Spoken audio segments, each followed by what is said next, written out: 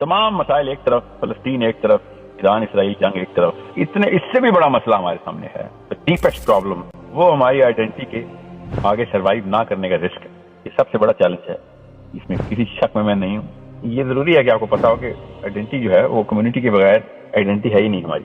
اسلام فرد کو آئیڈینٹی دیتا ہی نہیں، اسلام امت کو آئیڈینٹی دیتا ہے، اسلام پوری کی پوری کمیونٹی کو آئیڈینٹی دیتا ہے۔ یہ دونوں کانسیپٹ اکٹھے ہو ہی نہیں سکتے، یا تو میں انڈیویجولسٹک ہوں یا میں اپنی امت کے لیے ہوں۔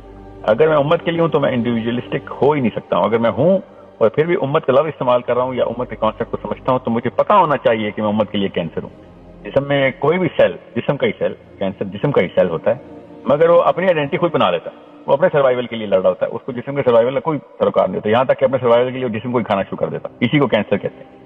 جسم کیا کرتا ہے پھر؟ جسم سب سے پہلے اپنی ساری کی ساری کوشش کرتا ہے کہ اس سیل کو، اس پورے کے پورے معاملے کو ختم کر سکے۔ وہ نہیں کر سکتا تو باقاعدہ ہم اسپتالوں میں پہنچے ہیں کہ چھری نکال، لٹرلی چھری سے کاٹ کے نکال دے والا حصہ، کیونکہ یہ میرے جسم کے اوور آل حیت کو ختم کرنے کے لیے ایک نیا ہی کوئی جسم بننا شروع ہو گیا، اس کو ٹیومر کہتے ہیں۔